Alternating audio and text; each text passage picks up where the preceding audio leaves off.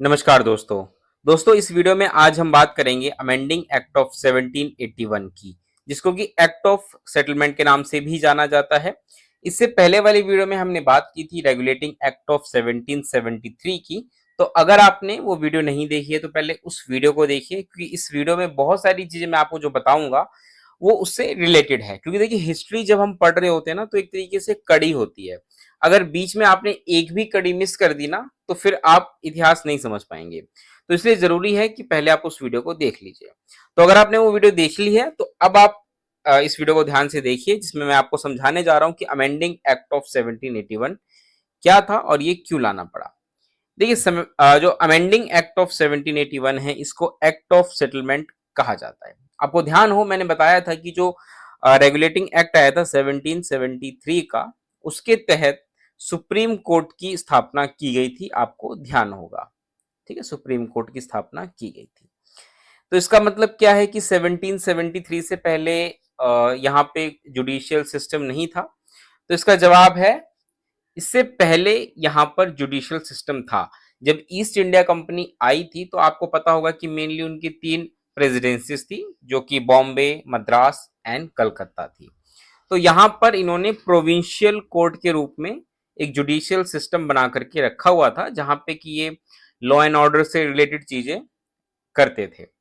लेकिन आपको पता होगा कि 1773 में जब पहली बार कंपनी को रेगुलेट करने की कोशिश की गई और पावर को सेंट्रलाइज करने की कोशिश की गई, तो उस वक्त एक सुप्रीम कोर्ट की स्थापना भी की गई थी। ये भी ब्रिटिश क्राउन के द्वारा की गई थी। तो आप ये कह सकते हैं कि इससे पहले जो जुडिशियल सिस्टम था वो ईस्ट इंडिया कंपनी के अंडर में था, और अब जो आया था एक नया सुप्रीम कोर्ट, जो कि 1774 में पहला सुप्रीम कोर्ट इस्टेब्लिश हुआ था, वो ब्रिटिश क्राउन के द्वारा इस्टेब्लिश किया गया था। तो अब होता क्या है कि देखिए, जो रेगुलेटिंग एक्ट ऑफ 1773 है, उसमें बहुत सारी बातें बताई गई थी कि भाई प्राइवेट ट्रेड अबॉलिश होगा, या जो कंपनी है वो रिपोर्ट करेगी जो भी उनका रेवेन्यू सिस्टम है। इन सब चीजों को लेकर के कुछ निर्देश दिए गए थे।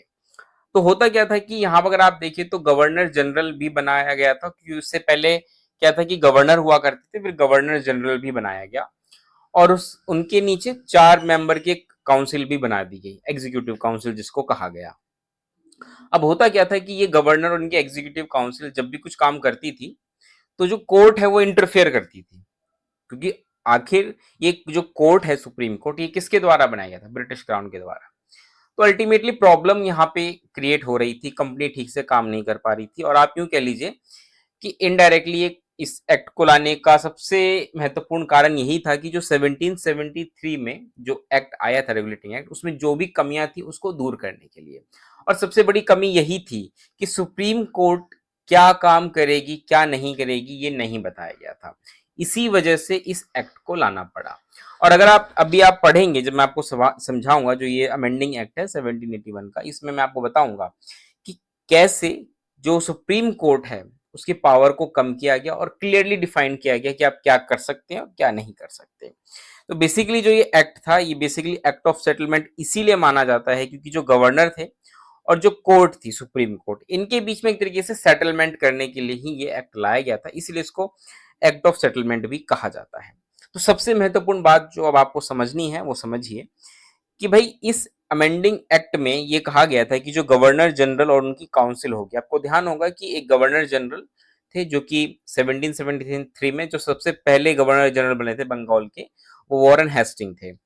इसके अलावा जो सर्वेंट्स होंगे कंपनी के, वो उन सभी लोगों को सुप्रीम कोर्ट के जुरिस्डिक्शन से बाहर रखा गया था कि भाई अगर गवर्नर जनरल और उसकी काउंसिल या कोई भी सर्वेंट कंपनी का कुछ भी काम करता है in their official capacity, official capacity का मतलब यह है कि कंपनी के लिए काम करता है, ऑफिशियल वर्क करता है, प्राइवेट नहीं, ऑफिशियल, तो भाई सुप्रीम कोर्ट की जुरिस्डिक्शन से बाहर होगा। मतलब मान के चलिए कि as a governor general Warren Hasting कोई डिसीजन लेते हैं तो सुप्रीम कोर्ट उसमें इंटरफेयर नहीं करेगा, क्योंकि वो ऑफिशियल कैपेसिटी में ले रहे हैं।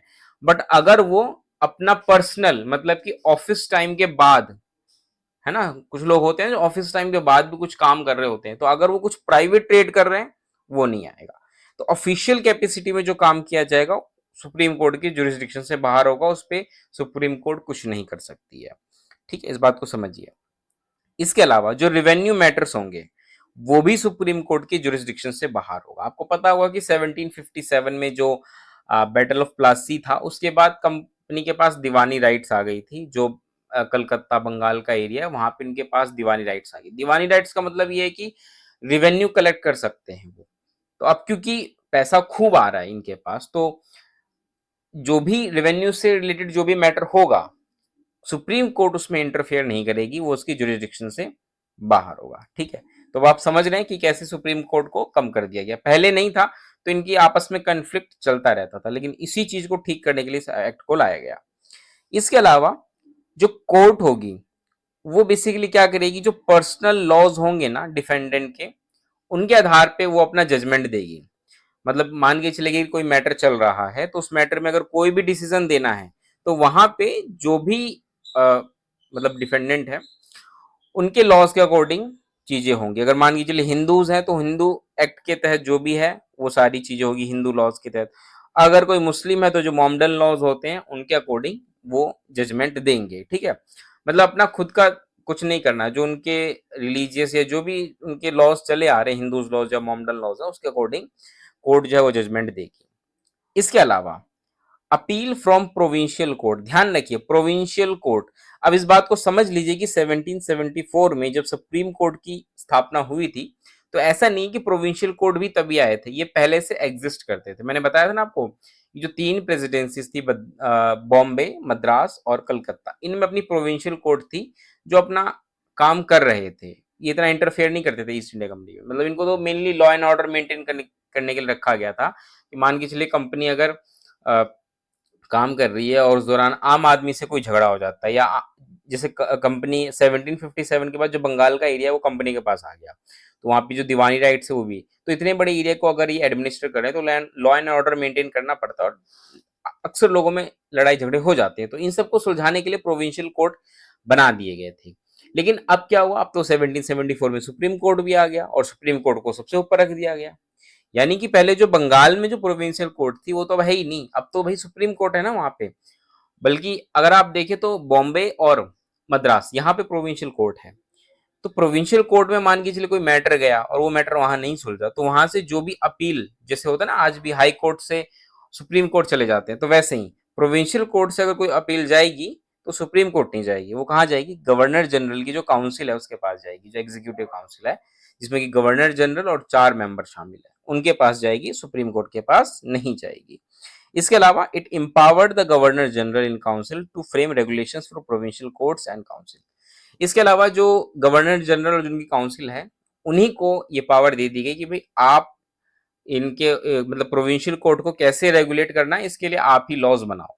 ठीक है, तो यहां से अगर आप देखें तो ईस्ट इंडिया कंपनी को थोड़ी सी ज्यादा पावर दी गई अमेंडिंग एक्ट 1781 ला करके, और जो सुप्रीम कोर्ट है उसकी पावर को कम कर दिया गया। लेकिन अल्टीमेटली इसको लाने का मेन पर्पज सिर्फ यही था कि जो सुप्रीम कोर्ट है और जो ईस्ट इंडिया कंपनी है, या आप कह लीजिए जो गवर्नर जनरल और उसकी जो एग्जीक्यूटिव काउंसिल है, उनके बीच जो कंफ्लिक्ट हो रही थी उसको बंद किया जा सके। तो उम्मीद है आप ये समझ गए होंगे।